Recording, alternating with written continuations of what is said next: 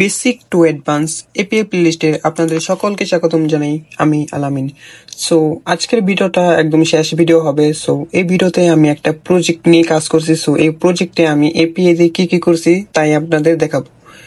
তো এটা হচ্ছে একটা ফুড ডেলিভারি একটা অ্যাপ্লিকেশন। এটার মধ্যে আরো কিছু কাজ বাকি আছে। সো এখানে এপিআই কাজটা প্রায় কমপ্লিট। তো তাই জন্যে আমি এখানে একটা জিনিসই বারবার ঘুরে পেঁচে দেখাইছি, তাই আপনাদের দেখাবো। ওকে, তো এখন আমি আপনাদের দেখাচ্ছি এটা হচ্ছে একটা হোম, ঠিক আছে।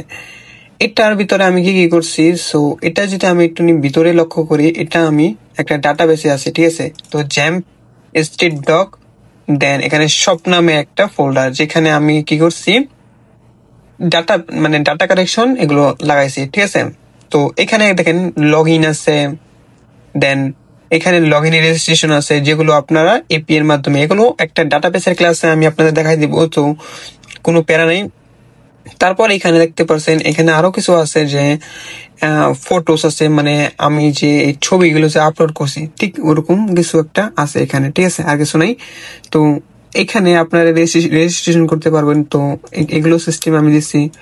তো আমি একদম ডিটেলসে বলি, এটার মাধ্যমে আপনারা মনে করুন এপিআই না, শুধু আপনারা আরো কিছু করতে পারবেন। এটা হচ্ছে ওটার অ্যাডমিন ফাইল। এটার মাধ্যমে আমি যদি এটা যাই ডেস্কটপে, দেখতে পাচ্ছেন এটা অ্যাডমিন প্যানেল। এটা এখানে 3টা আইটেম আছে, প্লাস এখানে ইউজার কয়টা আছে, ইউজারের 3টা আছে, আর প্রোডাক্ট কয়টা, মানে প্রোডাক্ট কয়টা সেল হয়েছে এটাও আছে, ঠিক আছে। আইটেম 3টা আছে, আর পেমেন্ট হয়েছে মাত্র 2বার, আর ইউজার আছে 3জন, ঠিক আছে। এটাই এখানে বলতেছে।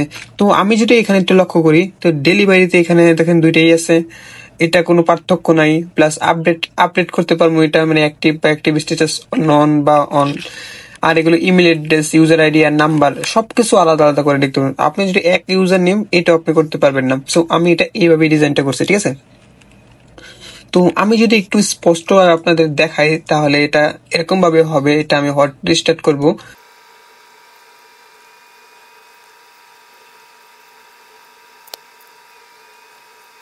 ওকে, অলরাইট। এখানে দেখতে পাচ্ছেন, এখানে আমি কি করছি, এখানে সাইন আপ ক্লিক করলে এটা লগ ইন করতে চাইবে। সো ওইগুলো দেওয়ার পরে এগুলো সব নর্মালি যেটি আলাদা ক্লাসে আমি দেখাই দেবো। আর এখানে আমি এপিআই কাজটা দেখাই, যেটা মেন, যেহেতু এপিআই কিভাবে ইউজ করে, এটা আমি লগ ইন করে নিতেছি। এটা সম্পূর্ণ মাই স্কুল দিয়ে এই ডাটাটা আসছে, ঠিক আছে। তো আমি এটা দিয়ে লগ ইন করে নিলাম আমার আইডি পাসওয়ার্ড দিয়ে।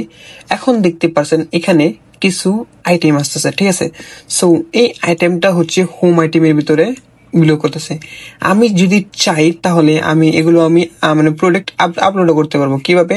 এখানে দেখতে পাচ্ছেন প্রোডাক্ট নামের একটা অপশন আছে। সো প্রোডাক্টে যাব, প্রোডাক্টে যাওয়ার পরে আমি এখানে যাওয়ার পরে এখানে দেখতে পাচ্ছেন অ্যাড ক্যাটাগরি। ক্যাটাগরি কোনগুলো? এই যে বার্গার, পিৎজা, আইসক্রিম, এগুলো হচ্ছে ক্যাটাগরি। আমি চাইলে এখান থেকে ক্যাটাগরি অ্যাড করতে পারবো। তো আমি একটা ক্যাটাগরি অ্যাড করে দেখাইতেছি।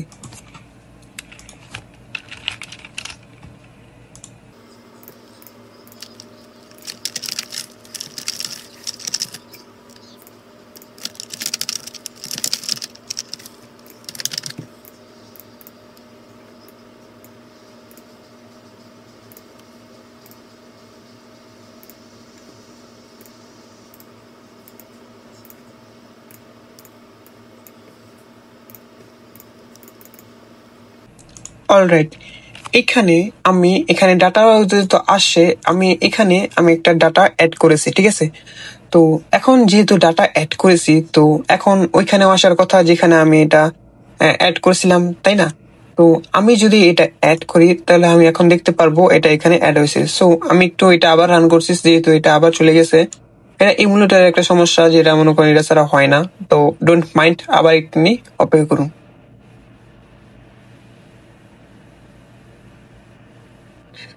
ওকে, এখানে দেখতে পাচ্ছেন এখানে আমার এটা ওপেন হয়ে গেছে। দেখেন এখানে 3টা, এখানে নতুন একটা অ্যাড হয়েছে, এটা হলো আইসক্রিম।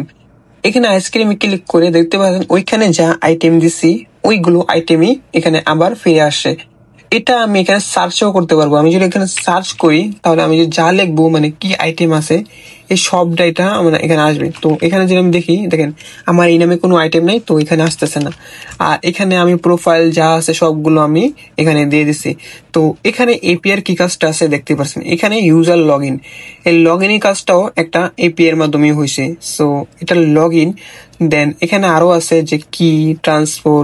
আর আইটেমে যদি যাই, তো আইটেমের কাজটা হয়েছিল ফ্রেগমেন্ট থেকে হয়েছে আর প্রোডাক্ট থেকে হয়েছে, ঠিক আছে। তো আমি যদি যাই এখানে, আমি একটা বটম নেভিগেশনে যাই, যার পর দেখতে পাচ্ছেন এখানে হোম, ঠিক আছে। তো এখানে আমার মেইন কাজটা হয়েছে, আমার সব কিছুই জাস্ট কনভার্ট করা আছে, আমি জাস্ট এগুলো পেস্ট করে দিচ্ছি আর কিছু না। তো এখানে আমি আরো কিছু মানে ফাইল ক্রিয়েট করছি। সো এখানে আমি একটা এপিআই সার্ভিসেস ক্লাস তৈরি করছি। সো এটা আমার এখন দেখানোর প্রয়োজন নেই, আমি ডাটাগুলো কিভাবে লোড করছি আমি সেগুলো দেখাইতেছি, ঠিক আছে। তো দেখতে পাচ্ছেন এখানে আমি একটা ফেচ ডাটা ফর্ম থেকে নিছি, ঠিক আছে। তো আমি যদি এটার মধ্যে যাই, তাহলে দেখতে পাচ্ছেন এখানে আমি একটা ক্লাস তৈরি করে রাখছি, ঠিক আছে। এখানে আমি একটা ক্লাস তৈরি করে রেখেছি। দেন এখানে আমি দেখতে পাচ্ছি একটা স্ট্রিং নিছি, যেটা আমি গত লেকচারে দেখাই দিয়েছিলাম। সো কিভাবে করছিলাম, এখানে আমি এটা জাস্ট ফর্মালিটি ভাবে দেখাই দিছি। আর ক্যাটাগরি কি ছিল, এটা আসলে ক্যাটাগরি মানে কোন ক্যাটাগরিতে এটা আপলোড হবে, জাস্ট এটুকুই আমি সেট করে দিছি। তো আপনার যদি এটা সোর্স কোড লাগে আমাকে ইনবক্স করতে পারেন, আমি পুরো সোর্স কোড আপনাকে দিয়ে দিতে পারবো, কোনো সমস্যা নেই। তো এখানে আমি জাস্ট এখানে কোন ক্যাটাগরিতে যাবে আর কোন আইটেমে যাবো জাস্ট আমি এটা সিলেক্ট করেছি, কারণ এগুলো সবকিছুই আমার কি ডাটাবেজে যায় সেভাবে। সো ডাটাবেজের সাথে এটা অ্যাডজাস্ট করে দিচ্ছে আর কিছু না। এপিআই এর কাজটাই হলো এটা যে আমার মানে ফেচ, পোস্ট আর আপডেট আর ডিলিট, এই তিনটা মানে এই চারটা কাজ যদি আপনি করতে পারেন তাহলে আপনি এপিআই কে জব্দ করতে পারেন। আরো কিছু এপিআই আছে যেটা আছে কি এর মাধ্যমে চলে, ওগুলোকে যাই হোক ওগুলোর মাধ্যমে করা যায়, ওগুলো সেমই, জাস্ট কির অ্যাক্সেস করতে হবে। আর দেন এখানে আপনারা কিছু মানে কিছু টাকার পরিমাণে এটা আপনি ইনবক্স করতে পারেন।